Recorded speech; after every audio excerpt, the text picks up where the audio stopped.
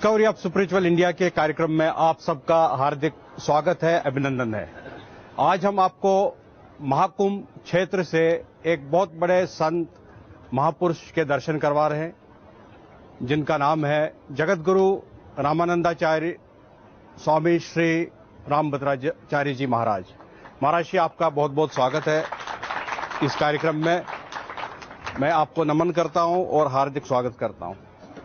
महाराज जी, सबसे पहले जब नासिक में हम बैठे हैं तो प्रश्न यही आ रहा है कि नासिक जो शहर है, यहाँ भगवान राम खुद रहे हैं, माता सीता रही है, लक्ष्मण जी रहे हैं, तो ऐतिहासिक इंपॉर्टेंस क्या है इस चीज की? भगवान राम का यहां निवास करना ही इसकी ऐतिहासिकता है, क्योंकि भगवान राम स्वयं ऐतिहासिक पुरुष हैं। इसलिए वाल्मीकि रामायण को भी पूज्य प्रपठन तैनम इतिहासम पुरातनम कहा गया। रामायण रामचरितमानस को भी कहूं परम पुनीत इतिहासा कहा गया। हां, कुछ अंग्रेजों के मानस पुत्र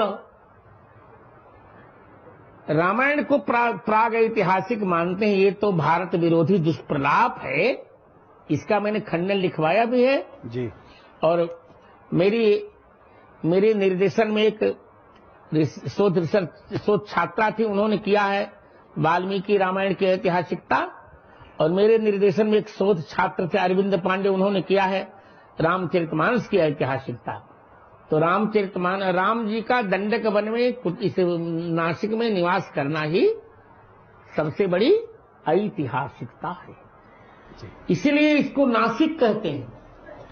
नासिक माने नासिका अस्ति अस्मिन्, जिसमें नाक बचाई गई।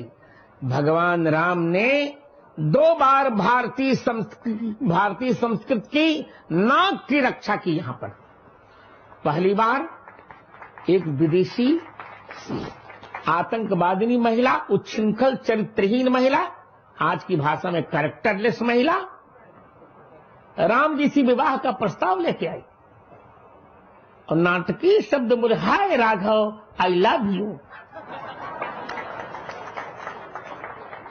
उस समय भगवान राम ने भारतीय संस्कृत की नाक रखी। भगवान राम ने कहा, तुम जैसी चरित्रहीन महिला से मैं विवाह करूंगा?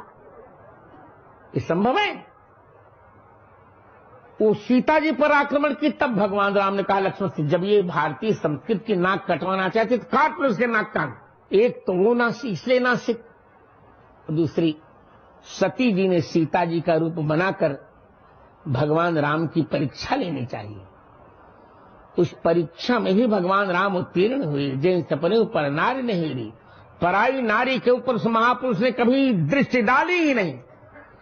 2 बार भगवान राम ने हिंदू वैदिक भारतीय संस्कृत की नाक यहां रखी, इसलिए इस शहर का नाम पड़ गया नासिक। महाराज, ये भी वर्णन आता है कि भगवान राम को राजा दशरथ के मृत्यु के बारे में यही जानकारी प्राप्त हुई थी। नहीं, चित्रकूट में ही भगवान को जानकारी मिल गई थी, वहीं उन्होंने श्राद्ध किया था राघव प्रयाग में। जैसे रामकुंड कहते हैं, रामकुंड में उन्होंने राजा दशरथ के अस्त्र के जो है अस्थियां विसर्जन की थी। नहीं जी, ये प्रामाणिकता नहीं है। ये सब काम वही कर दिया था। करी पितु क्रिया वेद जैसी बरनी, भे पुनीत पावक पातक तम तरणी। वहीं पर पिताजी क्रिया की थी। हाँ, अस्थि ले आए होंगे, पर इतने दिन तक अस्थि नहीं रखी जाती, न कोई लाता है जी, क्योंकि चित्रकूट 12 वर्ष भगवान राम रहे थे चित्रकूट में। 13वें वर्ष दंडकारण्य में, तो 12 वर्ष तो कोई थोड़ी अस्थि रखेगा। हाँ, यहाँ तर्पण किया होगा, यहाँ तक ठीक है। तर्पण यहाँ पर कुंड में किया हाँ, होगा। जी। तब से ही यहाँ पर जो है इसकी इम्पोर्टेंस बढ़ी है। महाराज जी, एक यहाँ पर एक प्रश्न आता है, जो रामचरितमानस है, आज का जो मॉडर्न युग है, यूथ है, वो सब कंप्यूटर सेवी है, कोई मोबाइल चला रहा है, कोई कंप्यूटर चला रहा है, तो उनका ये कहना है कि इसकी हमारे लिए उपयोगिता क्या है रामचरितमानस की? रामचरितमानस की उपयोगिता है नैतिक निर्माण। किसी कंप्यूटर किसी का नैतिक निर्माण नहीं कर सकता। जी। तो बड़ी कृपा हुई है इसे मेरा यूथ से और युवकों से बहुत विनम्र निवेदन है कि रामचरितमानस हमारा कोड ऑफ कंडक्ट है, हमारी आचार की संहिता है। जो कंप्यूटर नहीं कर सकते, और कंप्यूटरों के बस का होता है। कंप्यूटर हमारे मन को थोड़ी परिवर्तित करता है। ये रामचरितमानस तो देखो, रामचरितमानस का अर्थ है रामस्य चरितानि मानसेषु येन तत् रामचरितमानसम। जिसके द्वारा मानव के मनों में राम जी के चरित्र को उतारा जाता है, उसे कहते हैं रामचरितमानस। जी महाराज जी, ये कार्यक्रम तो यहाँ भी काफी हजारों लोग सुन रहे हैं और हमारे चैनल के माध्यम से भी लाखों लोग इस कार्यक्रम को सुन रहे हैं। तो मैं आपसे निवेदन करना चाहता हूं कि रामचरितमानस में क्या कोड ऑफ कंडक्ट है और क्या क्या हमें सीख मिलती है, उनका थोड़ा सा वर्णन करिए महाराज जी।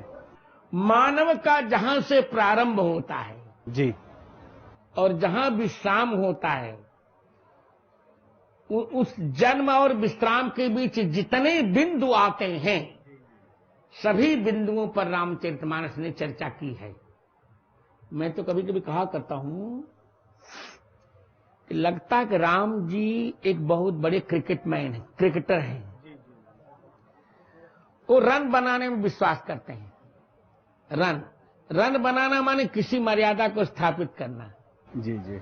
सचिन जी ने 15,000 रन बनाए और उन्हें भारत रत्न कह दिया गया, जबकि आउट भी बहुत हुए सचिन जी, इतना आउट भी कोई नहीं होता।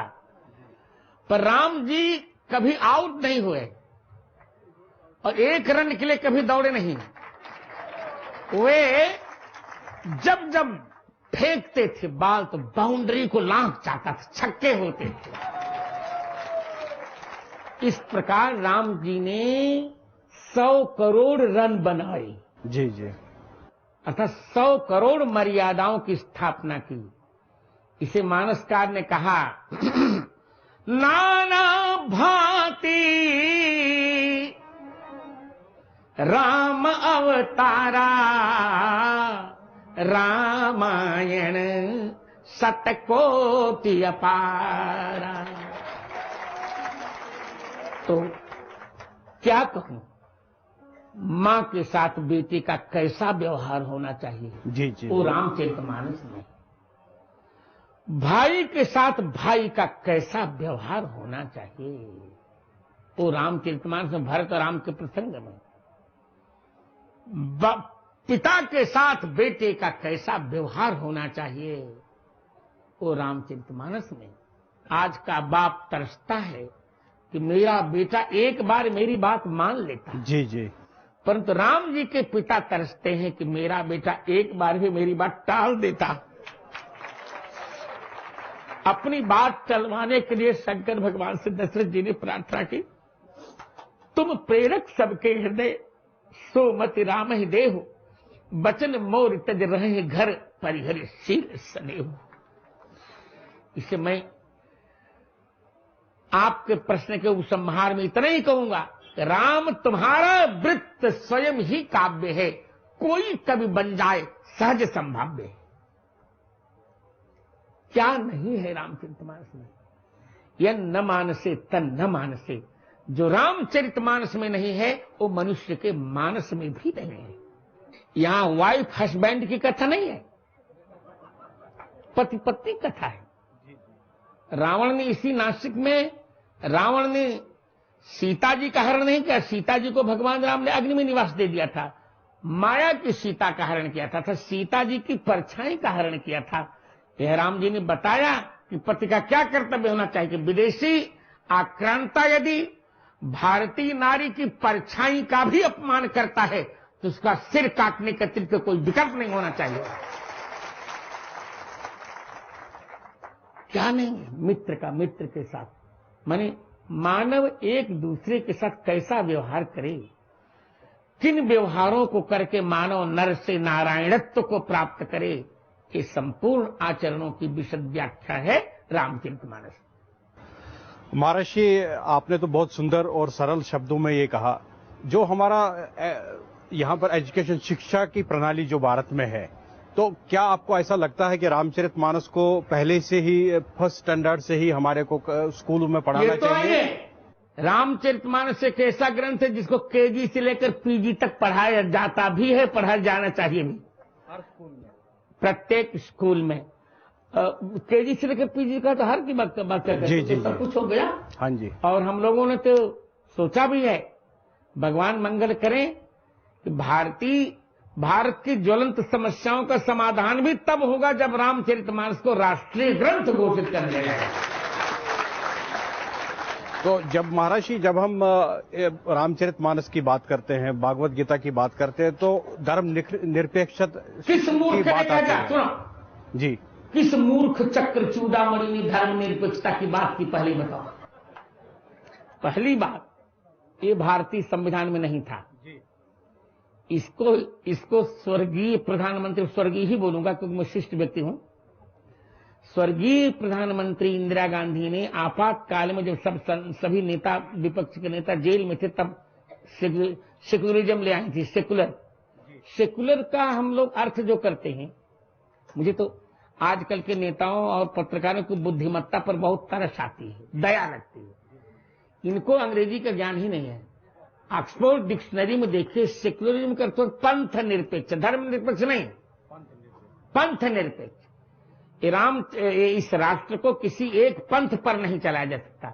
धर्म का अर्थ होता है कर्तव्य, इसको तो कर्तव्य के सापेक्ष रहना ही पड़ेगा। और मैं तो ये मानता हूं कि जब तक राम सापेक्ष राष्ट्रवाद यहां नहीं होगा, तब तक इसका कल्याण भी नहीं होगा। तो रामचरितमानस को हमें राष्ट्रीय ग्रंथ घोषित करना चाहिए और हर जगह स्कूल कॉलेजेस में पढ़ाना चाहिए। और स्कूल कॉलेज में ही नहीं, घर में पढ़ाना चाहिए, रोटी बनाने वाली माताओं को पढ़ाना चाहिए, किसानों को पढ़ाना चाहिए, सबको, जो भी मनुष्य अच्छे प्रकार से जीना चाहता है उसे रामचरितमानस पढ़ना चाहिए। जी महाराज जी, हमारे कुछ दर्शकों का उन्होंने मेरे को फोन करके ये जरूर कहा है कि आपसे ये प्रश्न जरूर मैं पूछूं ताकि उनकी भ्रांतियां दूर हो जाए, उनके जो कहीं भी उनका डाउट है वो दूर हो जाए। जी महाराज, श्री रामचरितमानस में दो कैरेक्टर है, एक तो भगवान श्री राम जी का है और रावण का है। भगवान श्री राम जी का तो वो एक तो कहते हैं कि वो मर्यादा पुरुषोत्तम राम कहलाए गए और उन्होंने पूरा सब संस्कृति और आदर्शों का निर्माण किया। दूसरे साइड से कह रहे कि एक धोबी के कहने से उन्होंने माता सीता का, पहले मैं आपके दर्शकों से मैं चैलेंज के साथ पूछ रहा हूं जी, क्या रामचरितमानस में सीता जी के वनवास की कथा है? यदि नहीं है तो दर्शक कान को देखा नहीं, तब तक कौवा कान ले गया, गोली चला दी कौवे पर। रामचरितमानस में सीता जी के वनवास की कथा है ही नहीं। जी, तो ये कहां से आई महाराज? मूर्खों की मूर्खता से उत्पन्न बुद्धि थी। जी जी, जब मैं कह रहा हूं रामचरितमानस के उत्तरकांड के 24वें दोहे की 9वीं पंक्ति में आप देखें जी, उमा रमा ब्रह्माणि वंदिता जगदम्बा संततम अनिंदिता, जगदम्बा संततम अनिंदिता। सीता जी जगदम्बा है और संततम अनिंदिता, उनकी कभी किसी ने निंदा की ही नहीं, ये लिखा है। मैं क्या बताऊं? तो धोबी का कैरेक्टर नहीं है उसमें? जब मैंने कह दिया ना आपको, जी महाराज बता दी। जी जी जी, इसे मूर्खास्तेन विचारणी चलता, मूर्खों को आशीर्वाद देने चाहिए, उनकी मूर्खता दूर हो जाए। देखिए सुनिए, राम कथा को बदनाम करने के लिए गुणाढ़ ने बृहत कथा तरंगिणी बड्ड कहा में, जो पाली का ग्रंथ है, उसमें 3 श्लोकों में सीता जी के वनवास की कपोलकल्पित चर्चा की थी। उसको बृहत कथा में लिखा क्षेमेंद्र ने, उसी को रामायण मंजरी में लिखा, उसी के लिए फिर उत्तरकांड वाल्मीकि रामायण का बाद में जोड़ दिया गया। और रामचरितमानस में तो सीता जी का प्रसंग है नहीं। देखिए सबसे बड़ी बात है, शंका को कोई न कोई आधार होना चाहिए। मैं तो अग्नि प्रवेश मान नहीं रहा हूं, अग्नि परीक्षा, अग्नि से सीता जी का प्रत्यावर्तन हुआ, वापसी की गई। उस समय ददसुस्ते त्रयोलोका जी, ऐसी टेलीकास्ट हो रही थी उस समय कि तीनों लोग इस दृश्य को देख रहे थे कि सीता जी अग्नि में प्रवेश की। अग्नि धू धू जल रहा है और सीता जी के आंचल का एक सूत भी नहीं जला। तो जब तीनों लोगों ने देखा तो क्या धोबी नालायक ने नहीं देखा होगा? उसने भी देखा होगा। और दूसरी बात, उस समय अग्निदेव ने भगवान राम से कहा था कि सीता जी का कभी अपमान मत कीजिएगा, अहम आज्ञापयामिते, मैं आपको आज्ञा देता हूं। तो मर्यादा पुरुषोत्तम रामचंद्र जी ने कहा था कि विशुद्धा त्रिश्लोकेषु मैथिली जनकात्मजा नयम सीता मया है या कीर्तिरात्मता यथा। मैं प्रतिज्ञा करता हूं कि सीता जी को मैं उसी प्रकार कभी नहीं छोड़ सकता जैसे मनुष्य व्यक्ति अपने यश को कभी नहीं छोड़ सकता। भगवान राम ने प्रतिज्ञा की थी। जी महाराज जी। और कल्पना करने वालों की मूर्खता देखिए कि 10,000 वर्ष तक तो किसी ने कुछ नहीं बोला। जब कल्पना और जब अफवाह होती तुरंत होनी चाहिए। अब 10,000 वर्ष के बाद धोबी को कैसे सूझ गई? और तीसरी बात, कहते हैं कि धोबी की पत्नी बिना उससे पूछे चली गई थी, जबकि वाल्मीकि रामायण में लिखा है नार्यश्चा विधवा नित्यम भविष्यन्ति पतिव्रता। वाल्मीकि रामायण बालकांड सर्ग संख्या 1 श्लोक संख्या 91 कि राम राज्य में प्रत्येक नारी पतिव्रता थी, बिना पति से पूछो कुछ काम ही नहीं करती थी वो, तो कैसे बिना पूछे चली गई?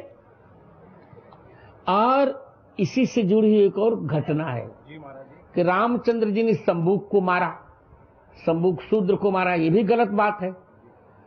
कभी नहीं ऐसा, राम जी क्यों मारेंगे? यदि छोटे वर्ण के लोगों से उनकी तपस्या की चिढ़ होती तो सबरी के यहां जाकर जूठे बैर क्यों खाते राम जी? और सबरी के यहां जाकर उन्होंने उससे पूछा कच्चित्ते गुरु शुश्रूषा कच्चित्ते वर्धते तप, क्या आप गुरुदेव की ठीक सेवा कर रही हैं? क्या आपकी तपस्या चल रही है? तो जब सबरी की तपस्या को राम जी प्रोत्साहन दे सकते हैं तो शंभू को क्यों मारेंगे? ये सब बातें केवल राम जी को बदनाम करने के लिए कपोल कल्पित की गई। सीता जी को राम जी ने कभी नहीं छोड़ा। लवकुश का जन्म श्री अयोध्या में हुआ।